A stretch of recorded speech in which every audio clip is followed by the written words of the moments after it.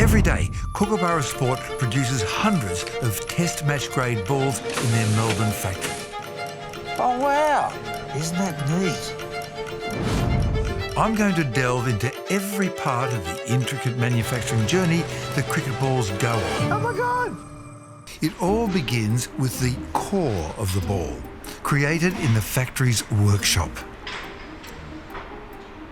So it's cork and rubber mixed in together.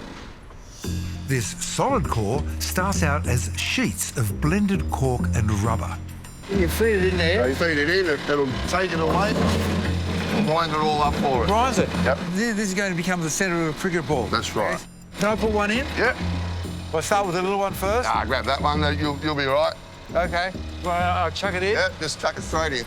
Yep. Sure I'm doing it right.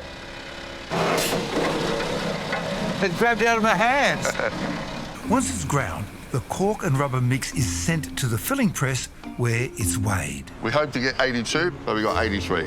Just 1 gram over, so that's okay. And then it's compressed using a hydraulic press and then sealed in a mould.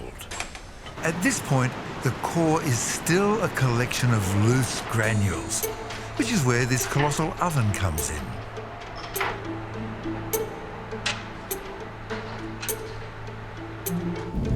Inside, they're melted into perfect corky rubbery spheres. Oh, wow. Isn't that neat?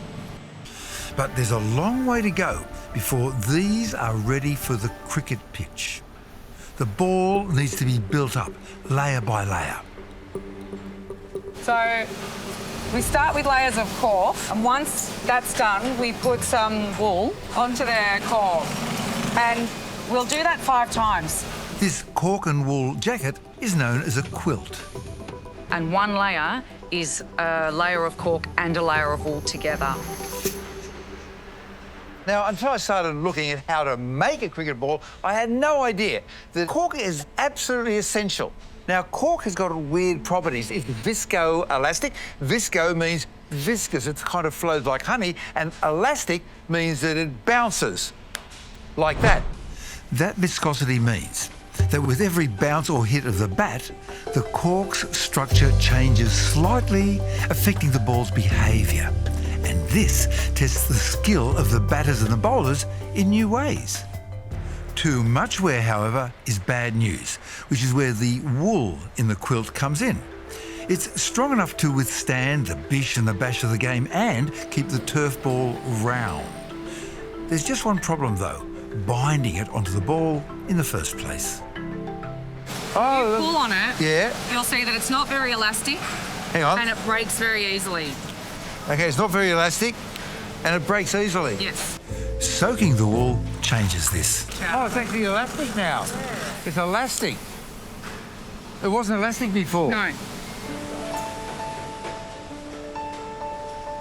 It winds onto the core really tightly, but then as wool dries, it shrinks. Oh. So it sort of tightens up around the core and gives us a really nice, compact quilt. And it's one of the major contributors to the ball having the right characteristics. I'm told that wool's been used in cricket balls since the sport was invented.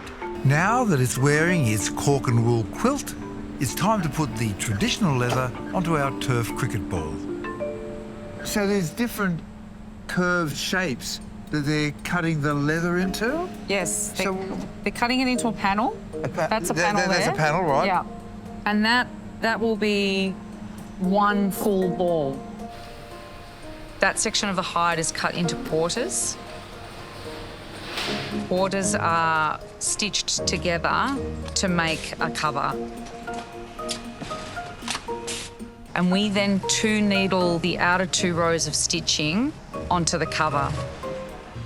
Our turf ball can now finally be assembled, sealing the leather cover over the layered quilt of wool, cork and rubber. Cricket's centuries of tradition dictate that the final stitches on these elite balls are done by hand. How tight do you do it? Have to be tight. Harry Theocaris has been with the factory for 47 years. How many holes are there altogether? 68. 68. But the stitch have to be all the same. Right. How long does it take you to do a ball? I have to make 5 an hour, 40 balls a day, 40 balls. Because every ball has to be perfect. Can I have a go at making a stitching? Yeah. Okay, how do I do it? I did a fair bit of stitching in my medical career, but this is a first. I did one. Now has to put this one in there. On this side? Yeah. Put a little bit of thread, pull it. Oh, and then at the same time, Yeah. pull the thread to help it come through. Mate. Okay, now I've got Now you pull it. More. more. Yeah, more. Yeah, all right there, yeah. You've done it. Easy. No, it's not easy. After decades of experience, Harry's skill and speed is impressive. They have to be all the same. That's a finish. And cut that end off. Right, and then... Oh, my God. Man. Where was mine? Is that mine there? Those two. Oh. Sorry. Just because it's not dead straight line, it curves a bit. May I look a bit loose? Oh, yes. A lot loose. Sadly, I don't think my ball will be making it onto the wicket anytime soon. The rest of the balls head off for a spray of nitrocellulose lacquer to give them shine and boost their strength.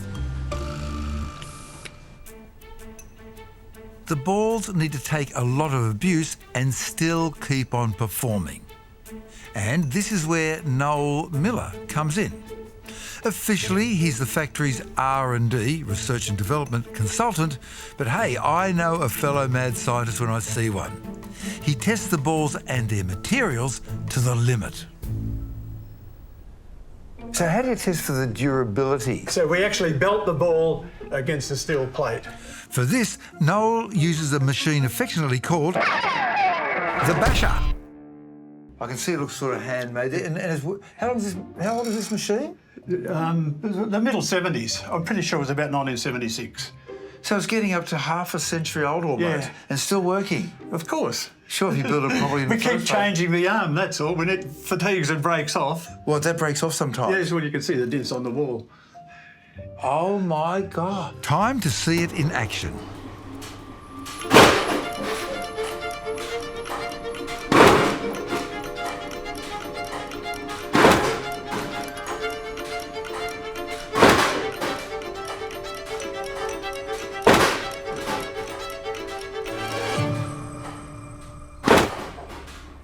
I'm leaving Noel to his tinkering and heading back onto the factory floor for the final stage in the manufacturing journey. So, today, Doctor, I've got a surprise for you. For me? Moi? And Tell me what we're more. going to do, you're going to be in charge of your surprise. What I want you to do is press that button. For how long? Just press it and then come back up. Oh, my God. And what have we got here? Dr. Dr. Karl's Karl's lightning ball. Oh, my God. What do you I'm think not about worthy. Oh, my God. It's even spelled correctly and everything. The machine uses heat and pressure to brand the foil design onto the ball. Okay, here we go. So I put them in like this. Yes? But how do you get them square? Is that Yeah, fair- but- that's fairly good, isn't it? That's excellent. Thank you. If you don't have a job at the ABC, we might be able to give you a job here. Not impossible.